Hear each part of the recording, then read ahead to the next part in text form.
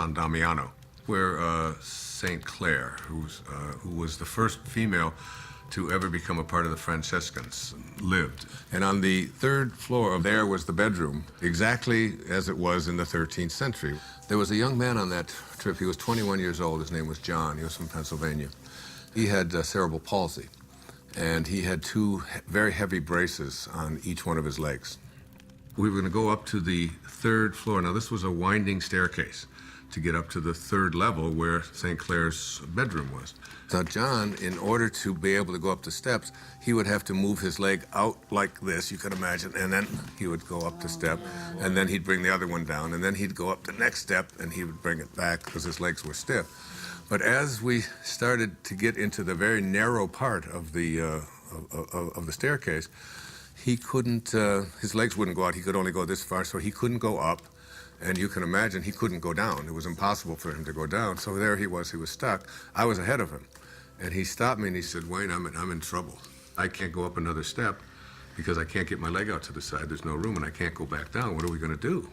And there was a whole row of people behind waiting to go up this very narrow staircase. So you have the picture? Old people don't whisper, 'cause old people can't hear. We'll just talk louder and louder, year after year. Stop looking at me funny, get over here, and I'll whisper. You have grape juice on your chin. Oh, no. No. Yes. Old wills grow stronger. Old backs grow stiff. Old feet grow wider and longer. Old dreamers drift. I'm drifting over your way.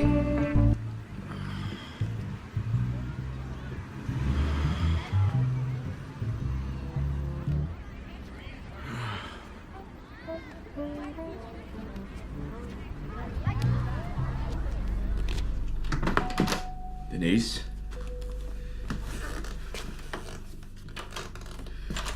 Denise?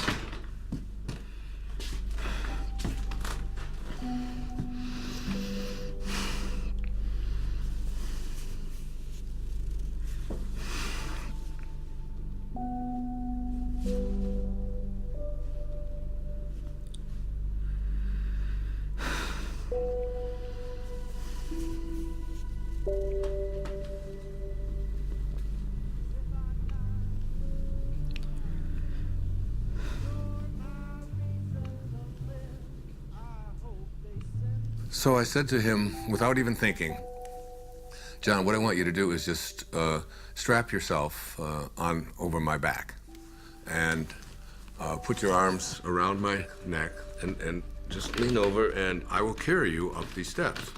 Now, what I haven't told you is that before we went on this trip, I had done some major damage to this right knee of mine, to a point where I had it examined by several orthopedic physicians, and I was told that there would come a time soon when I would have to have this knee replaced because it was down to bone on bone. So as he got on my back, and now we're talking about 240 pounds or so, he went, I went about 3 steps and I realized that my knee was about to collapse and I was gonna go straight down. And I had a quick vision of what the newspapers and the CC Daily News were going to say the next morning. Spiritual teacher collapses, bottom of the stairs, 40 people dead. You know, it was like, and so as my knee started to go down, at that moment, I saw a vision of St. Francis. I had a vision of what he would look like, and he didn't say a word. It was very, very quick, and he just went like this with his hands. In other words, stand up. And suddenly, and I had the fragrance of roses was in there, the same fragrance that I had, remember in the story I told you? In that quantum moment when I had that, the same kind of thing. And I stood up and I started walking up the steps with him, and my knee just suddenly righted itself. It was fine. Not only did it right itself, but I suddenly had like a burst of energy like I've never had before. And I started walking faster with him on my back. Then I started running. And I ran up all of the stairs. My wife was waiting at the top, and she said, "What happened to you, and what are you doing? And everybody else is out of breath." And I said, I had a miracle. I just don't know what happened. And I realized that my knee didn't hurt anymore at all, and I wasn't limping, and I had no pain in it at all. By the way, I've never had any surgery, nothing ever done to this knee. It was a healing that had taken place in that moment.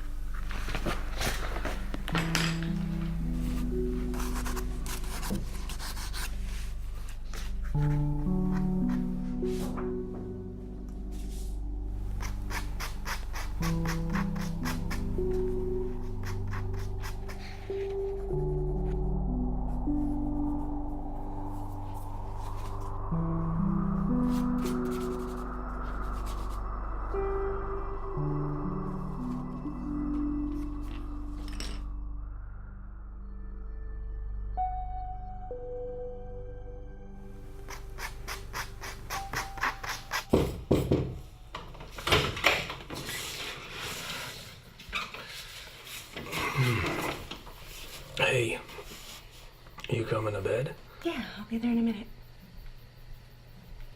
What you been doing? Oh, I thought you were gonna take a shower. I did. And your clothes? I was going to, and then I got distracted. Huh. What you been doing? Nothing. Are you all right? What do you mean? Well, you just seemed a little checked out today. Just wondering if anything was wrong, or... No, I'm fine. Don't worry. I'm a little worried. No. Can I look? Jason, no. Quinn, I just want to look at him. Jason, no. I love what you do. I just wanted to look. Can you please go? Quinn, I just want to Just go. Please? No. You know, really, you're not very good anyways. Really, don't bother. Don't bother.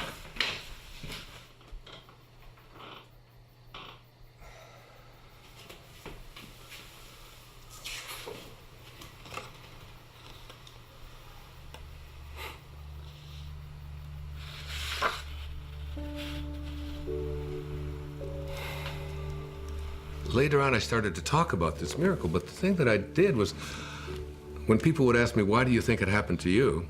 I would always say, well, why not? I mean, I'm Wayne Dyer, after all. And I've written an entire book about him, and he's... I deserve a miracle. Yeah, and it was like, and I really believed that it was like a special sort of thing that came to me. That's what happens, you know, when you get your ego involved in it. And what happened in that moment is that I totally forgot my ego. It wasn't that I'm so grand and so spiritual or that I'm so special. My instantaneous reaction to what John needed was to just reach out to him, and that's when the miracle occurred. In one moment, without thinking, I reached out to a fellow human being in need and forgot about myself. And it was almost as if the door opened, the teachers found me and said, "Here it is." The best way to have those doors open is to forget about yourself and to reach out and serve. It's always about serving. It's, you know, one of the mistakes so many people make is they just think, well, I'm just gonna attract what I want into my life. And one of the things that I really profoundly believe in, you do not attract what you want. You attract what you are. What you are.